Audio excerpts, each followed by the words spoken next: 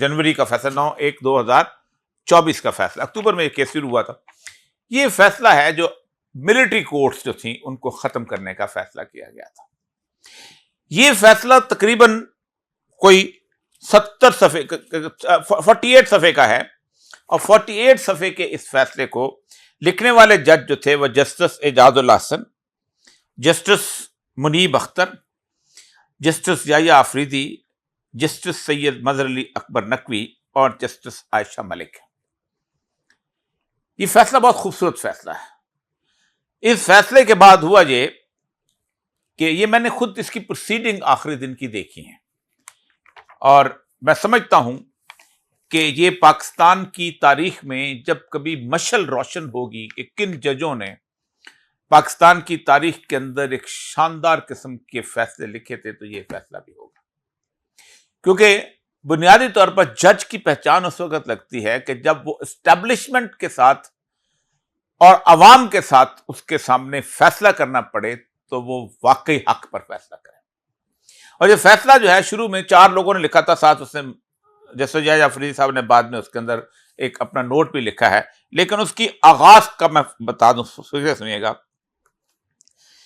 Lord एटकन in one of the most well-known speeches, a famous dissent instantly recognizable, said that in England, even amid the clash of arms, the laws were not silent, that they spoke the same language in peace and in war. कि बरतानिया का कमाल ये है कि जंग के दौरान भी कानून खामोश नहीं हुए थे और वो ऐसे ही बोलते रहे थे कि जैसे वो अमन के दिनों में बोलते थे। और फिर उसके बाद उन्होंने पाकिस्तान के अंदर ऑफिशियल सीक्रेट एक्ट और आर्मी एक्ट और आर्मी मैनुअल जितने भी थे उनका पूरा जायजा लिया और उस जायजा लेने के बाद ये 3 बातें की। It is hereby declared that Mr. Justice Ejazul Hasan, Mr. Justice Muneeb Akhtar, Mr. Justice Sayyid Mazhar Ali Akbar Naqvi, and Mrs. Justice Aisha Malik, that clause D of the subsection 1 of the section 2 of the Pakistan Army Act 1952, in both of its subclauses 1 and 2, and section 4 of the section 59 of the said Act, are ultra vires the Constitution and of no legal effect. कि कानून ये जो शिकें हैं जिसके तहत वो army के लोग जो हैं सिविलियन को ट्राई करते हैं, ये एक तो आइन के खिलाफ हैं और इनकी कोई हैसियत नहीं। और यूं उन्होंने 1952 से लेके अब तक जितने भी केसेस हुए थे आर्मी एक्ट के तहत वो उन्होंने नल एंड वाइट करा दिए।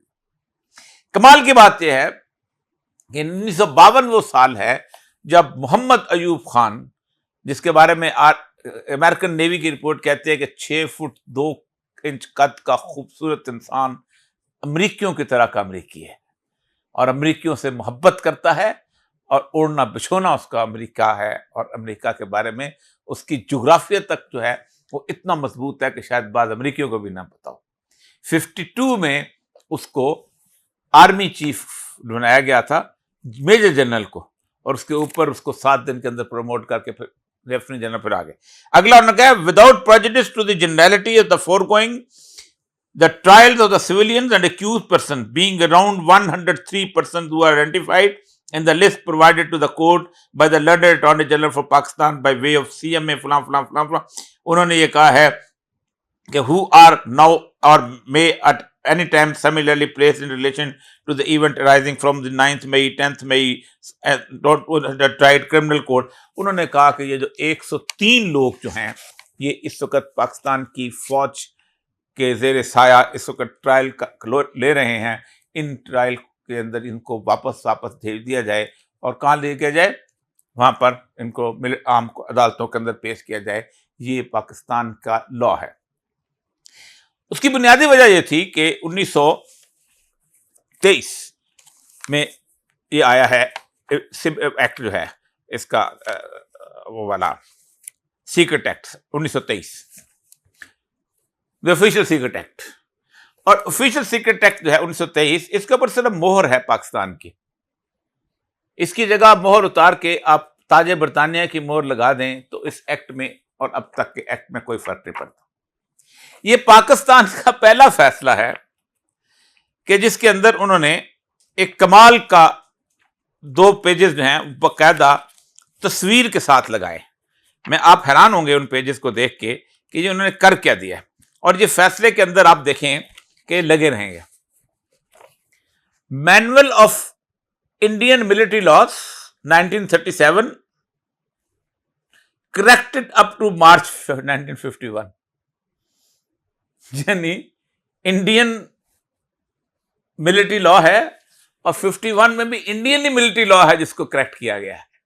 یہ فیصلے کے اندر انہوں نے باقاعدہ لگایا. اور پھر اس کے بعد انہوں نے اس کے اوپر جو ڈسکشن کی ہے کہ آپ کا مسئلہ یہ ہے کہ آپ نے اس ایکٹ کے تحت آپ کو جب پڑھایا گیا تھا کہ پاکستان اور انڈیا کا جو اس وقت مکمل برصغیر پاک و ہند ہے اس کے اندر صرف اور صرف یہی 5-4 لاکھ لوگ ہیں جو محب وطن ہیں، باقی سب غدار ہیں اور انلیس پروف. اور جس کو ہم انگلی اٹھا دیں گے کہ یہ غدار ہے، یہ غدار ہے، اور کوئی سویلین عدالت ان کو ٹرائی نہیں کرتے، ہم ٹرائی کریں.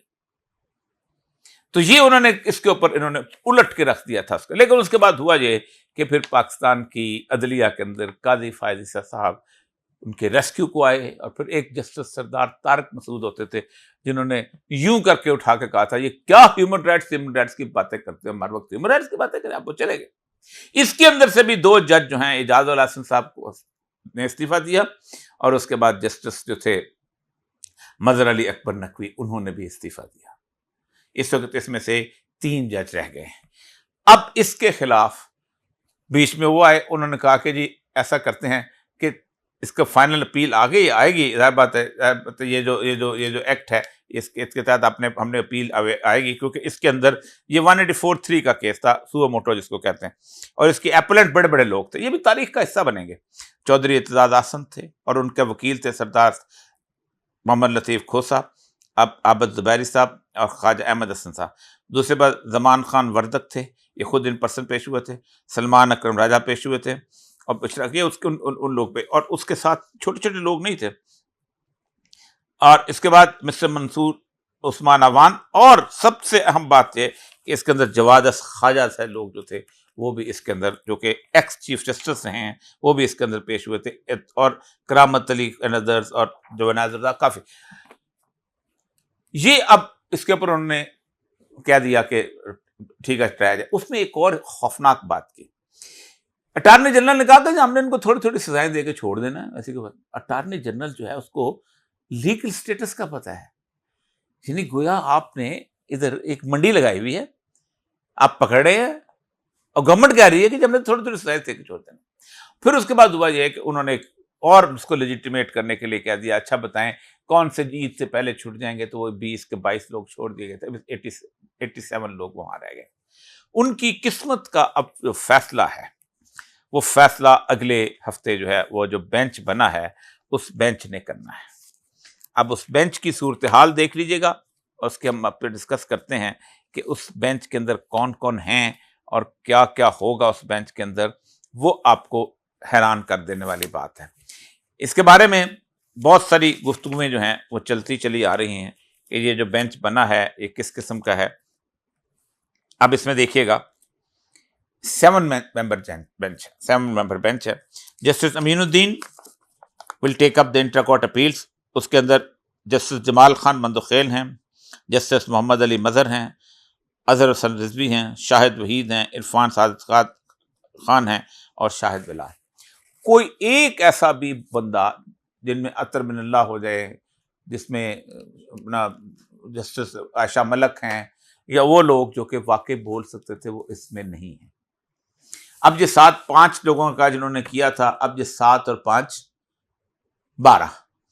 اب اگر اس میں سے ایک بہت پوائنٹ آف لا بن جائے گا کہ اگر اس میں سے 5 لوگ جو ہیں ادھر ہو جاتے ہیں تو 2 لوگ اس طرف ہو جائیں تو یہ 5 اور 7 ہو جائیں گے، اور پھر 5 ہو جائیں گے، اور کوشش کی جائے گی کہ ان 7 کے 7 کو. لیکن یہ بہت بڑا ٹیسٹ کیس ہے اگلے ہفتے جو شروع ہو رہا ہے. یہ ڈٹرمن کرے گا کہ پاکستان کی عدالتی تاریخ آگے کیسے جانی ہے.